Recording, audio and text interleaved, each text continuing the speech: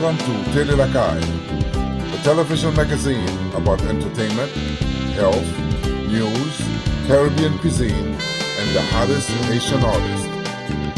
Tele shares with you the talents of our Haitian brothers and sisters, and will feature the intimate lives of Haitian writers, singers, actors, sport figures, and entrepreneurs. Tele.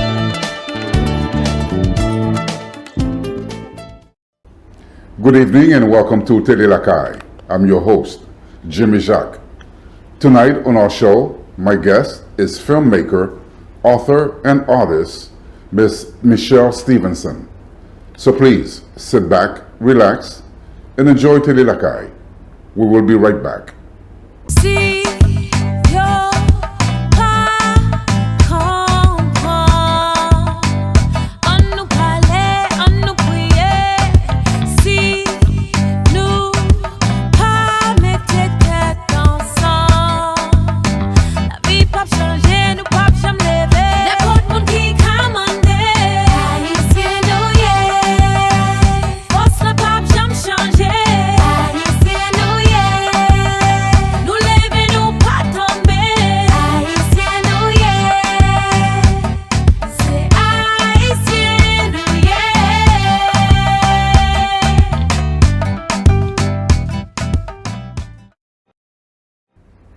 Tonight, my guest is award-winning filmmaker, Miss Michel Stephenson, a Haitian filmmaker, artist, author, and former human rights attorney who is committed to making personal human stories that are too often excluded from mainstream media. With her husband, Joe Brewster, Michel founded the Rada Film Group. They embarked on a journey to tell compelling, deeply personal stories that are created for and about people of color. Her work has appeared on a variety of broadcast and web platforms, including PBS, Showtime, and MTV, and has won many awards. And her documentary, The Changing Same, is Rada Studios' third project to the Sundance Film Festival. Let's please welcome to our show, Ms. Michel Stephenson. Hi, nice to meet you, and thank you so much for having me. Thank you. It's a pleasure having you here with us to talk about your work as a filmmaker. Yeah, that's very good. Yeah. Before we begin, Michel, can you please tell our audience your personal connections to Haiti? Well, I was born in Haiti. My father is Haitian, and my mother's from Panama, but she grew up part of her time in Haiti. Left very young. Our family is part of the diaspora.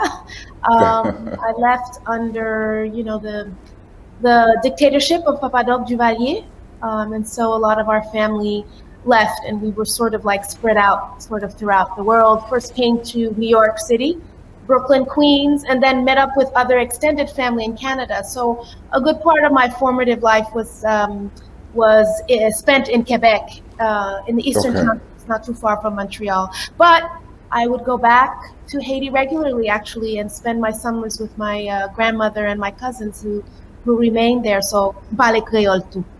Ou parle. Bon bagay. Mais oui. Bon bagay. Michel, we're going to talk about some of your work, some of your documentaries. Stateless is one of the featured documentaries at the Tribeca Film Festival. Yes. Which is going on right now. It puts a spotlight on the racism Haitians are facing in the Dominican Republic. What was your reasons for making this documentary, this powerful documentary? Yeah, well, I'm very grateful for its screening at Tribeca. It was actually voted by the Criterion Collection the #1 film to see at the Tribeca Film Festival. And we will be going to the Third Horizon Film Festival in Miami next week, on the weekend of July 26th, Saturday. We will be at the PAM Caribbean Cultural Institute. So I just wanted to sort of let your audience know as well that it continues to be seen. It's going to be on PBS on July 19th. Very and good. now it's actually streaming on Tribeca at the festival online, so you can also watch it that way.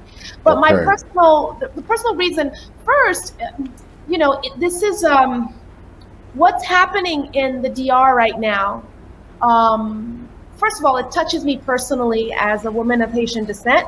I mean, I can trace my roots back to the revolution, actually, on one side of my family, but also as an immigrant, as a migrant, as an immigrant of color in North America. I can connect to the plight of Haitians in the Dominican Republic, but also the big issue is that this is not just against Haitian migrants, but it's against the children of Haitian migrants who are born on the soil of the Dominican Republic, who consider themselves Dominican, who have held on to that citizenship, and that was taken away from them from one day to the next.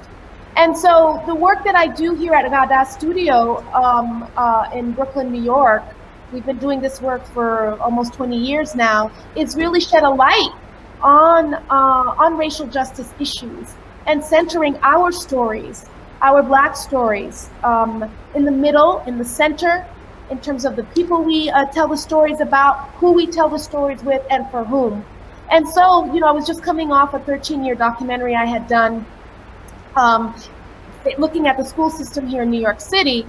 And when the sentencia came down September 13th, where Dominicans of Haitian descent lost their citizenship from one day to the next, over 200,000 people were stateless and made invisible, I just felt compelled to go to the island, and there that started a 5-year journey of going back and forth, both to Haiti and to the DR.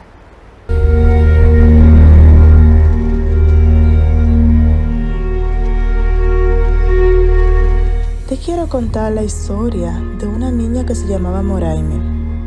En una noche oscura de octubre, Moraime tuvo que esconderse. El dictador Trujillo decidió limpiar la raza y solucionar el llamado problema haitiano.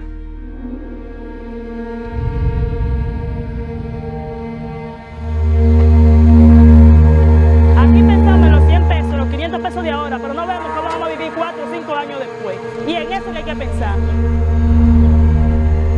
Los haitianos aquí, los dominicanos aquí. Lo queremos mucho, lo queremos mucho. República Dominicana, la tierra donde yo nací, la amo y la quiero.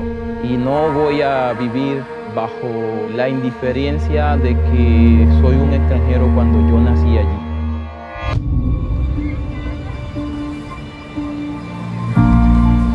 Si llego al Congreso, así como he venido hoy a pedirle el voto,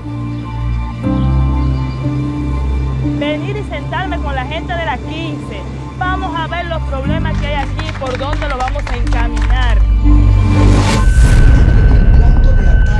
Era la emisora FM 103.5 y bueno, en medio del... He estado recibiendo amenazas. Me llamaron diciéndome que saben a qué hora sale mi hijo de la escuela.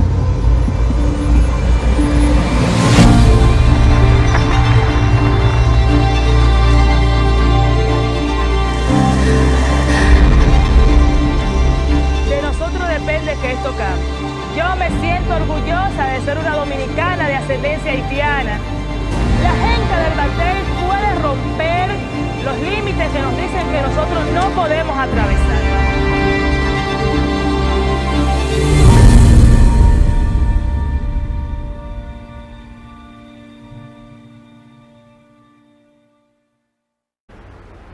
Michel, in the making of Stateless, what did you learn about the massacre that took place in the Dominican Republic from September to October of 1937?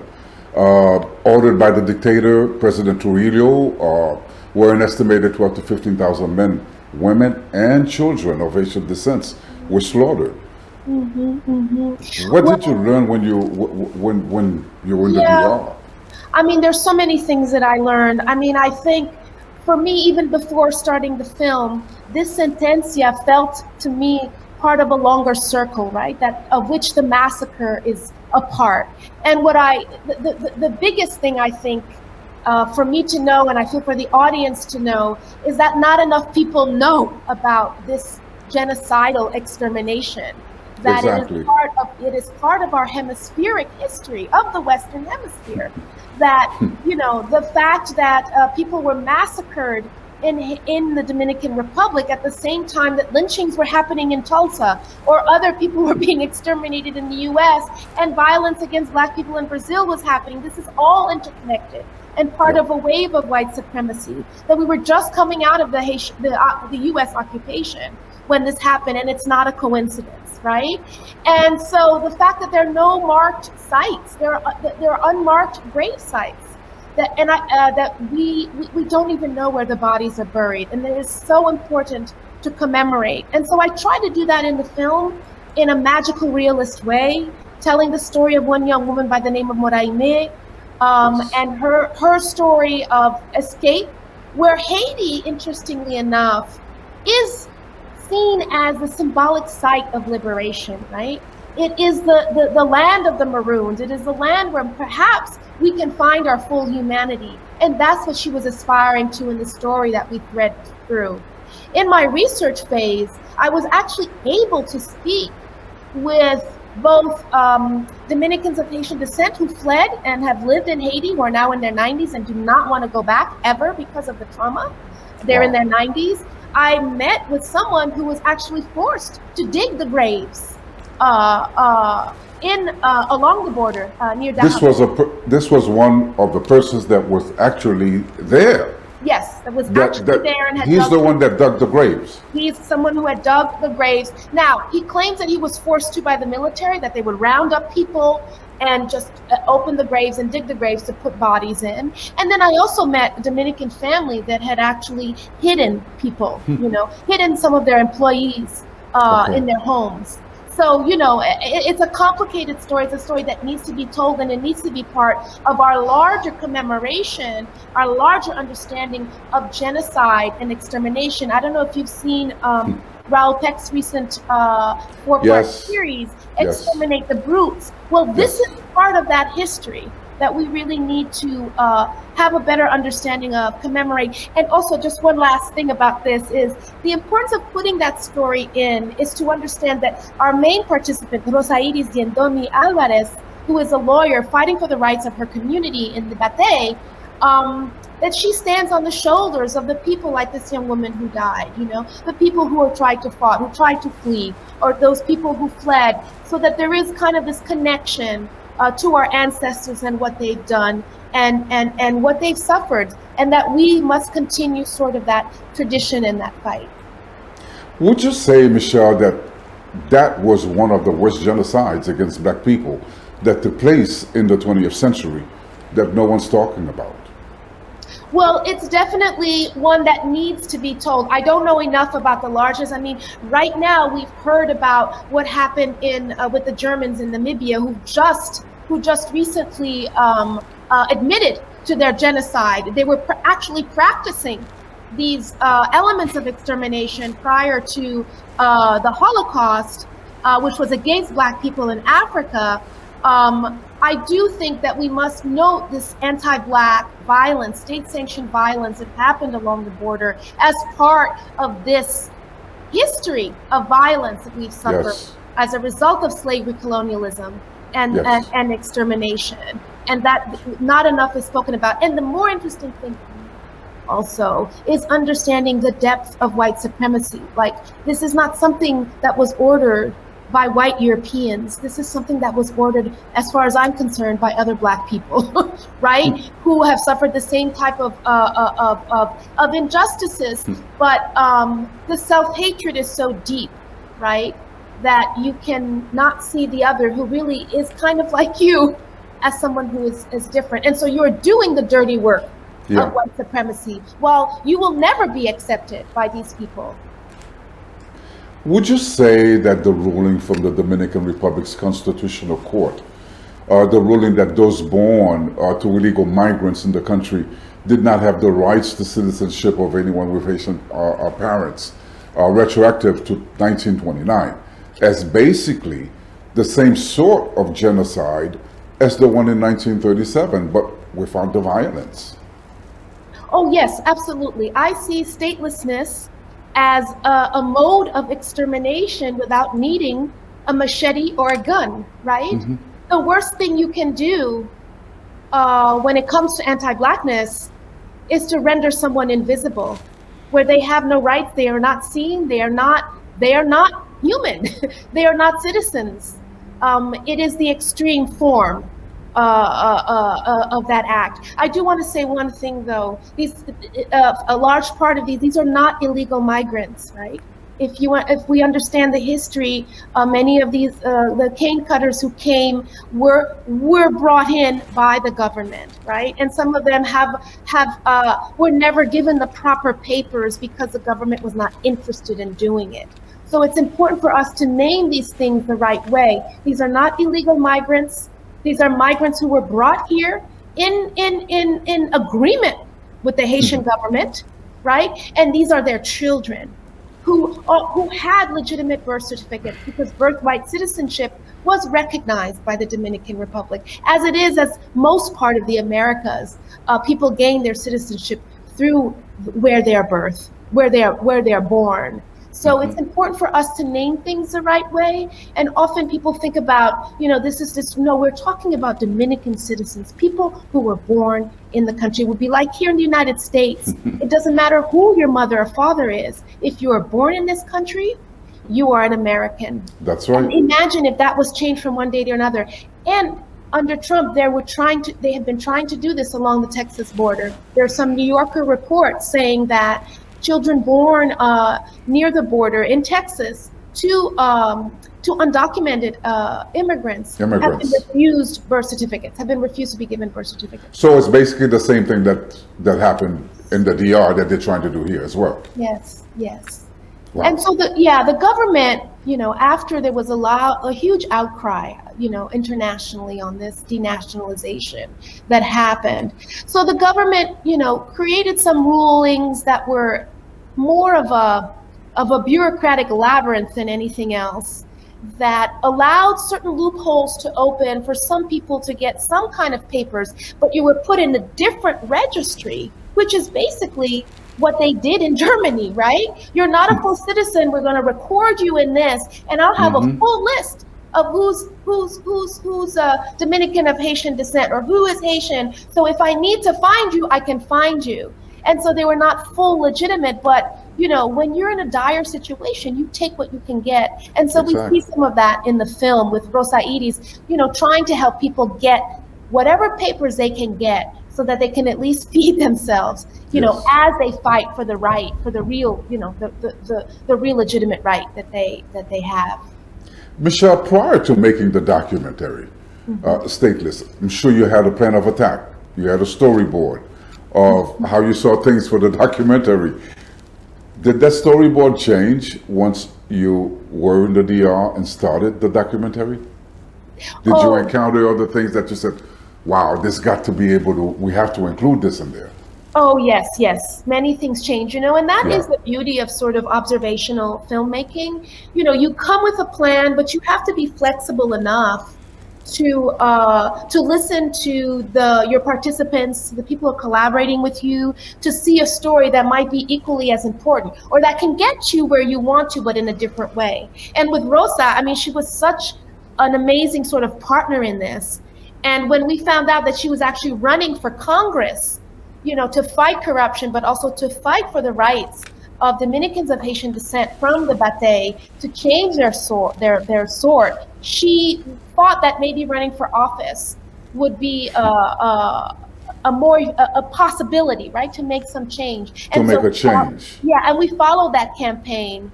And then it led us into this whole story of corruption and buying votes, which is another kind of complication of the situation of what's going on. Is that also part of the documentary? It is, yes. It is. Yes, it is, yeah. Rosa came in with rose tinted glasses a little bit, I think, with regards to what the election process was like, and she was challenging everything, right? And because of that, actually, her life was threatened. And I'm not going to go any further because I need people to watch the film. Yeah, exactly. Has to make some, As a matter of fact, I was just about ready to jump into Elena, which is also another documentary that RADA group also filmed in the DR. Yes. To me, they were a bit similar. Yes. Is that correct, or?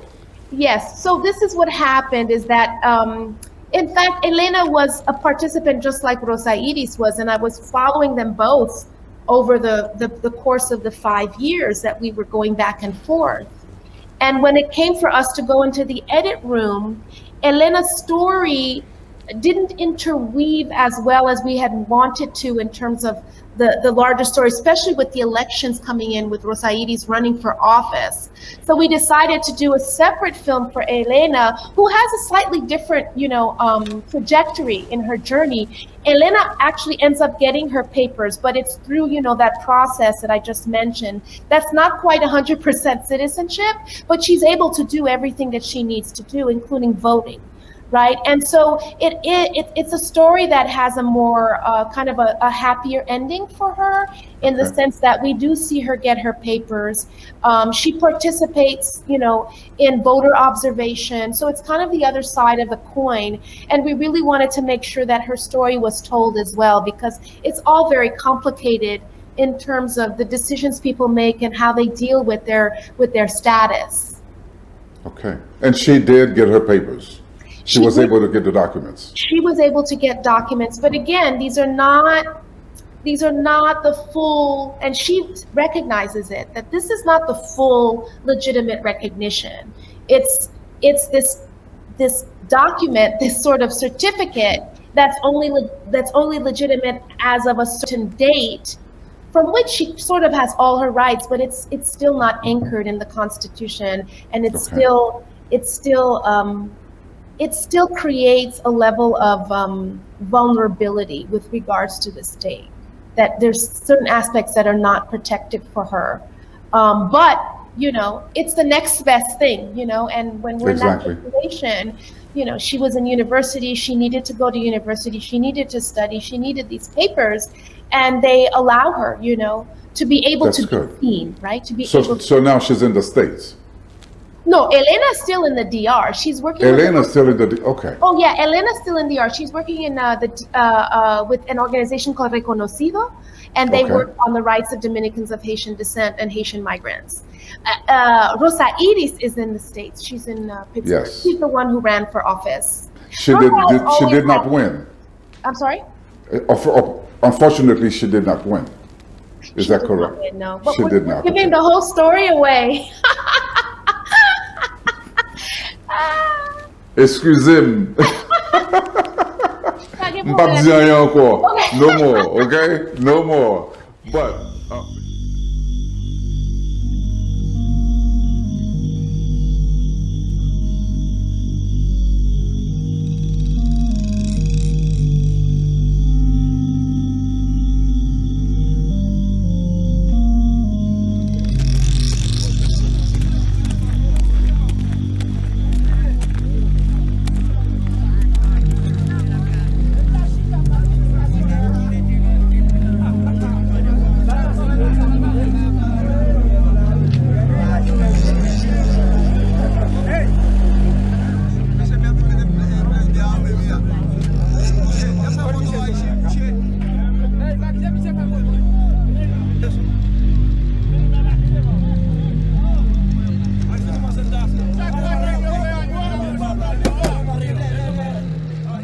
Yo me acuerdo que cuando éramos pequeñas, mi mamá cocinaba y nos mandaba a llevarle café a nuestro padre. Nos encantaba eso, porque cada vez que íbamos, mi papá me cortaba una caña y me lo picaba y yo me iba todo el camino comiéndome.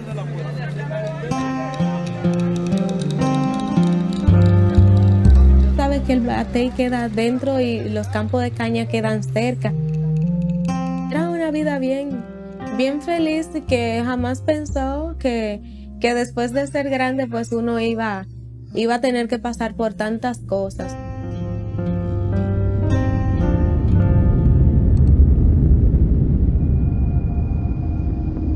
Michel, you have such a rich archive. Your documentaries are so rich. You've done so much. Unfortunately, we don't have enough time to go through many of them.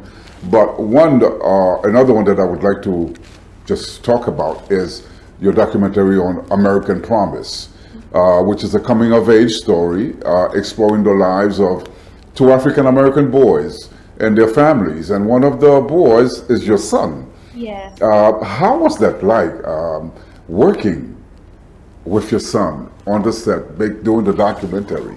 Yeah, I mean, we essentially just saw him grow up and observed and kind of documented our difficulties as parents, trying to give as best of opportunities for our Black son as possible in a school system in New York that is very unequal, that is very, whereas there's systemic racism, whether you're going to private school or to public school here. Mm-hmm. And so, if anything, I think the filming process brought us closer together with our son. It allowed us to have conversations, to reflect on experiences, both for us as parents, for him as a child, but also, as an adolescent, interacting with the school system, that I think, made him more aware and self-reflective. There are times when I felt there was tension for me, both in terms of as a parent and a filmmaker, but I think ultimately, because we were so transparent and became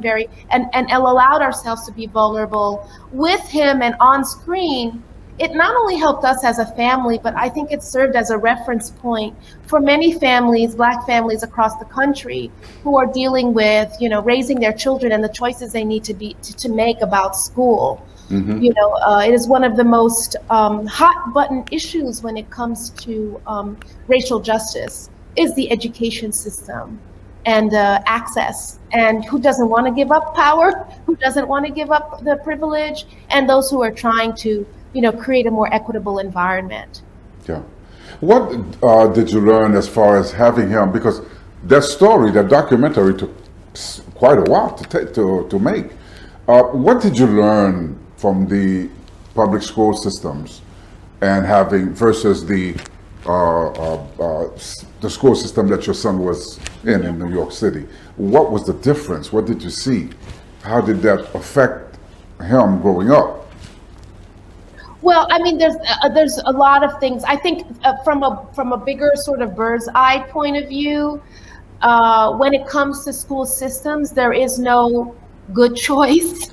In certainly in New York City, that there will always be a sacrifice you have to make, whether it's opting for a public school system, depending on where you land, that may not have the level of support and nourishment on the academic side that you would like, but may have a stronger sort of social or a community network. There are sacrifices to be made there that you as a parent have to make those choices. Yes.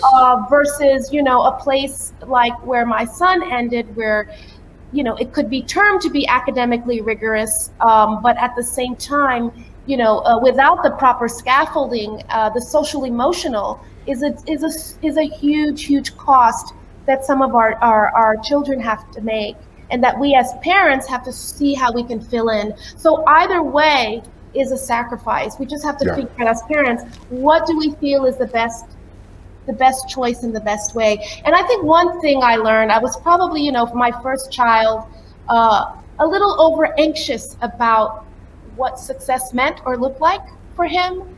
And I think with, looking back, that I think as long as, they're loved the right way, nourished and listened to, and conversations are kept open, wherever, they end up, if we give the right support, they will flourish. But we have to be aware. We have to be aware as parents. Of course. Idris, Yeah? tell me about your girlfriend. I don't have a girlfriend.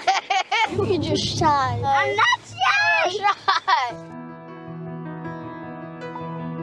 Idris is extremely bright.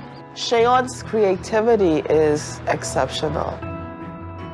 What we teach at Dalton is to teach them they have a voice. It's my best school and I love it there. I would like to be a professional basketball player when I grow up. I want Shayon to be comfortable around white folks, because I think even at this point, I am not comfortable around white folks. How do you feel about being one of the few black kids there? Is that ever an issue? No, it's never an issue.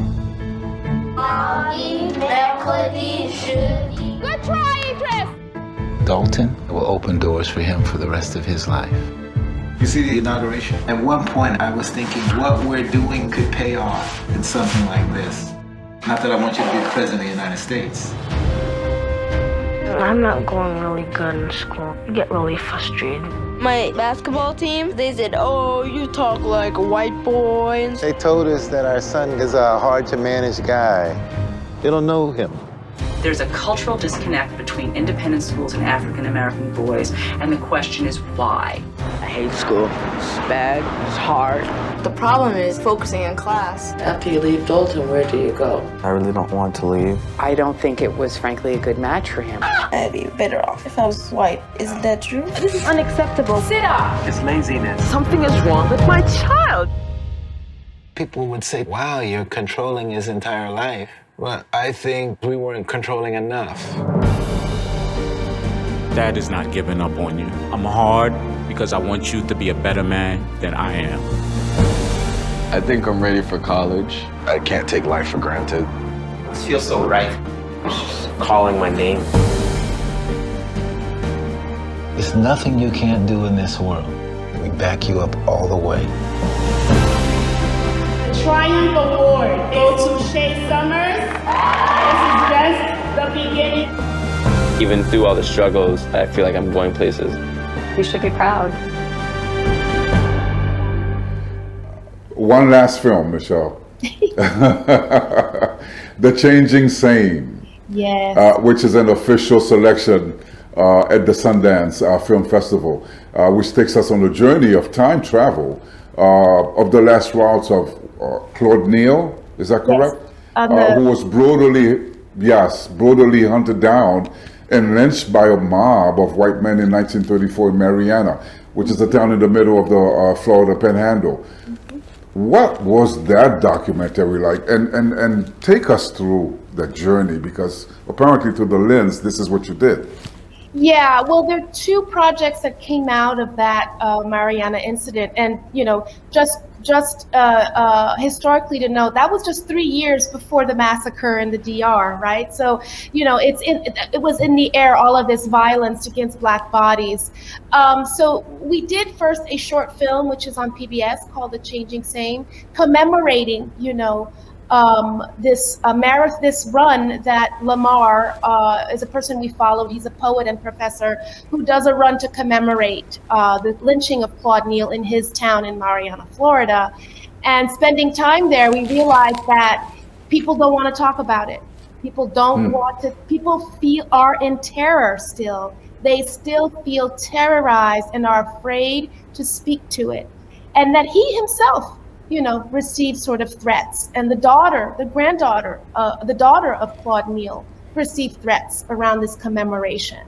And so that it's still very, very raw, the legacy of this violence. So that is one thing. We did the short, and was at Sundance and is now at Tribeca is a virtual reality experience that we did. And this virtual reality experience expands on Mariana, on the lynching. It really looks at, it is a time travel virtual reality experience, which is a 360 experience. You do it with headsets. We call it a magical realist time travel through racial justice in America. So the lynching is part of it, but there's much more going on. And we make connections between the past and the present to understand that in some ways, history is just it's circular. It's connected. It's connected. Like the prison system today, the carceral system today can be directly connected, to the slavery, to the pre-Civil War status of Black people. And that the role of the police today is not much different from the role of the slave catchers and overseers of the 19th century, 18th century. And so we create these moments where the links are direct. And so it causes us to reflect and think about, but it's done in a way that's very entertaining and beautiful to watch. So we have a whole time travel mechanism and we also, absolutely important for us, include the moments of resistance and Black joy. That with all of this, we still rise and we claim our humanity and we create community, even though, we know that sometimes the community building is temporary because people do come and destroy it, as was with Tulsa, or in the case of New York City of Seneca Village. Yes, In the case of, when we think about, the communities in the border between the DR and Haiti, that's its own culture, its own subculture, where the borders are not really existent for those communities, but, they are often, threatened by those who feel that any kind of, cultural connection is somehow a threat to their power. There's a threat, yes. Yeah. Stand back and watch for the closing doors. Oh, I can see you're curious. You want to enter? We got a call. This call describes you perfectly. You don't have to come with us. You fit the description. Black, wearing clothing. Shouldn't be surprised by this.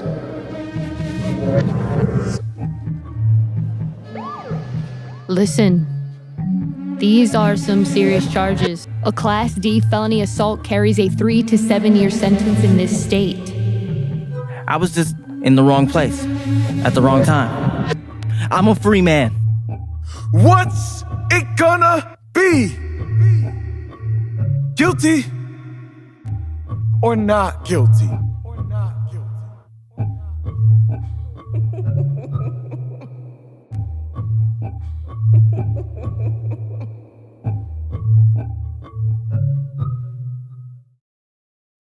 Michel, you were also a very successful attorney.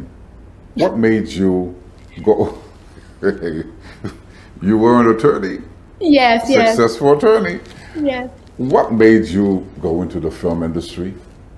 What was that change? Yeah, so this happened, I was exposed to storytelling and filmmaking. I mean, I always loved the arts growing up. But my current partner, my life partner, Joe Brewster, as well as my filmmaking partner, he had also made a career shift actually when I met him, and was making films while I was in law school. And so I was exposed to that process.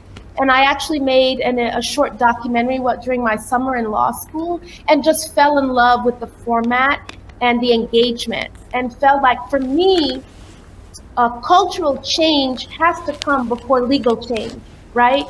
For example, yes, I totally agree with you on that. And the story, the narratives and culture is where the change has to happen. We have to change people in their hearts and in their minds, and we can enforce laws, but if people don't believe in them, then it doesn't stick. We could change the laws in the Dominican Republic, but without a cultural shift that engages people to understand, to understand and embrace each other across cultural difference, and to accept their blackness, the legislation won't make much of a difference. So for me, I felt like I felt more purpose in storytelling, both as an artist, which it was feeding me in that way, but also in terms of what we leave behind. That the idea of being able to bear witness with a document, whether it's writing or film or painting or anything, that others can look to the generations to come and look back, I think are important. Michel, as a woman of color, someone that is fighting for justice, fighting for people of color, and from your climb to the ladder of success, did you encounter any negativity or racism along the way? Oh, of course.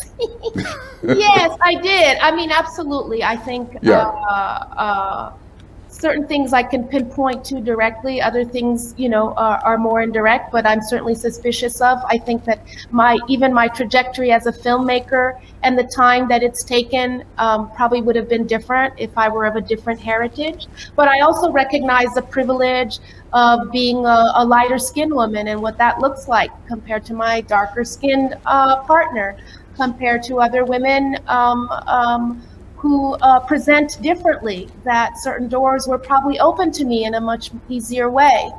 So I try to hold both of those things in the work that I do, and especially in terms of understanding how we practice the filmmaking process, in terms of how we put our teams together, and also, realizing, that even, my heritage in Haiti, there's still much work to be done around colorism and pigmentocracy that exists, and how we deal with that. So it's sort of a mixed bag. I feel grateful, but I also understand, the obstacles that we face, both as a company and myself as an individual, but also understanding that in some ways it's easier for me. It's been easier for me than others.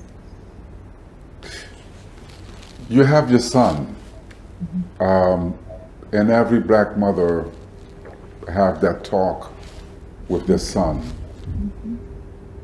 How was your talk with your son? Oh, Yes. Well, it's not one talk, right? It's multiple talks. So I mean, you'll see in the film An American Promise a few conversations that we had, but for me, it's more of a constant way of being and communicating, and that's what kind of really sort of leads them to a greater awareness of their place in society, that I think allows them to make really smart choices when they become adults. My older son, I think as a result of the conversations we had that were continuous and over, the years of his development, is able to make choices about his own freedom with regards to whether, he wants to work in a larger company or corporate structure, understanding the limitations, but also the microaggressions that he would face. And he's chosen to be an entrepreneur, to be someone who works with a collective, and to build, community that way. And he's able to pay the rent with that too, so that's great. That's a good thing. That's a very good thing. Whenever that happens, that's good. Yeah, I think what we try to instill is this notion of independence, right? And unapologetic, and I think it comes from my Haitian roots also, right? This idea of independence and being unapologetic, being trying to be sure of yourself without too much overconfidence, because I do have compatriots who are a little overconfident, but this idea of being centered, of knowing your worth, of the importance of your independence of mind, of thought, of practice, that requires sacrifice, and understanding what that sacrifice means, but that in the long run, I think we will be happier people. Michel, you were born in Haiti, grew up in Haiti, part of your life. What was the most important thing that you learned growing up and that you've passed on to your kids and that you can still use today? Oh, wow. Yeah, I think this is an intergenerational thing. As I get older, I think more about my grandmothers on both sides. And most recently, I was having conversations with my cousins about my grandmother and the stories that she would tell us.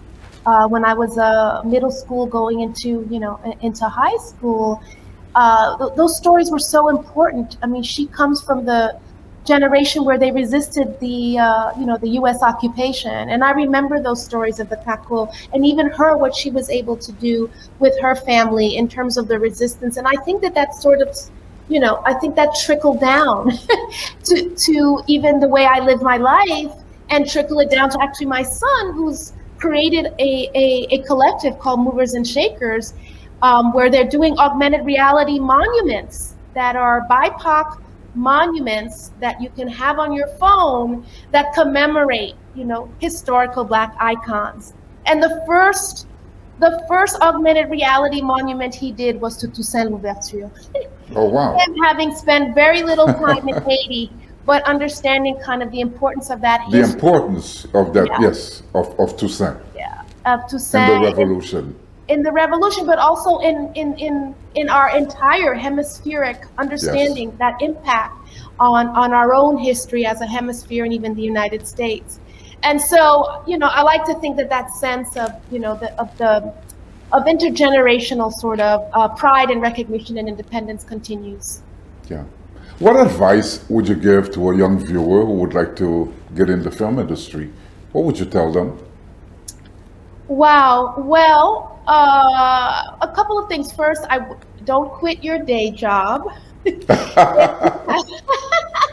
Because that's important, because it's part of keeping your independence, right? Mm-hmm. And so, but don't follow your passion. If there is a story that you really feel you want to tell, pick up your iPhone, pick up whatever, the camera that you have. iPhones are very good these days. In fact, some of what I shot was shot on an iPhone. And spend the time telling the story. Spend the time doing the research and pushing your story forward. But it does require a center of passion, and because that's what's going to push you through. But also understanding that it's not a sprint. This is a marathon. That there will be small successes along the way, but that it is a long game. It is not like something that will give you that will bear fruit right away. It's a long journey. Yes. And you just have to be patient. Exactly. Patient and perseverant.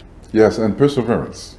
Mm-hmm. Michel, it was a pleasure and an honor to have you on Tele Lakay tonight. We hope to see you again. Thank you so much. Don't wait until your next you win your next award, or on your next film. Whenever you want to come, just call me and says, "Hey, Jimmy, let's talk about this." Please, before we go, remind our audience again of where the event, your film, will be showcasing in Miami.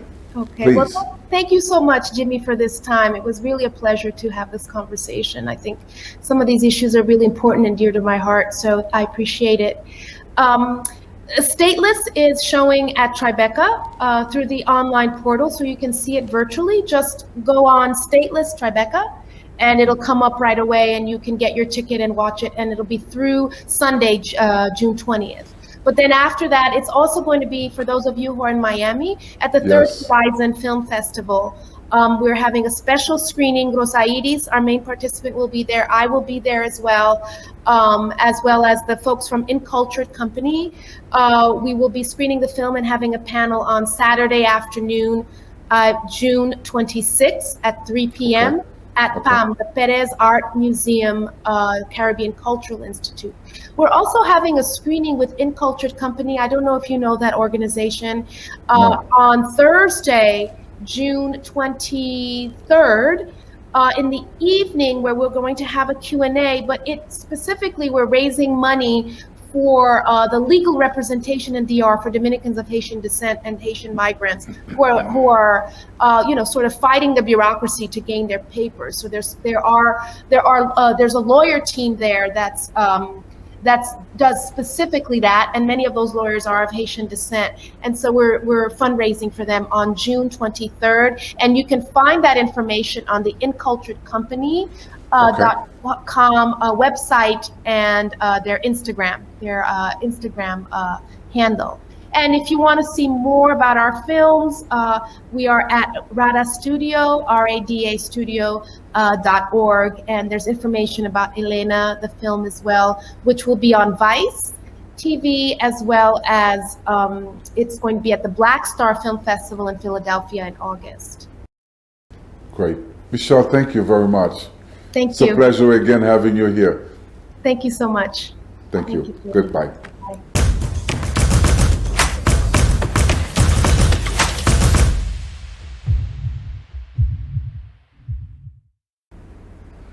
Well, once again, we hope that you enjoyed our show this evening. We would also like to thank filmmaker Michel Stephenson of Rada Studio for being our guest tonight on Tele Lakay. Next week, my guest will be Professor Baina Bello. Before we leave you tonight, I would like to remind all of our viewers that the purpose of Tele Lakay is to showcase the work that we as Haitians are doing throughout the world. Our talents, our culture, our professions, and our history, and to also show to our beloved country Haiti the professionals that we have and who we are in the diaspora. So please, if you know someone who deserves to be recognized and that you would like to suggest to us for an interview, you may contact us at www.Lakay@Lakay Enterprise, or you can go to our website at www.lakayenterprise.com. We hope to see you again next week, and please tell a friend. And don't forget to subscribe to our channel and also hit the like button. Thank you and good night.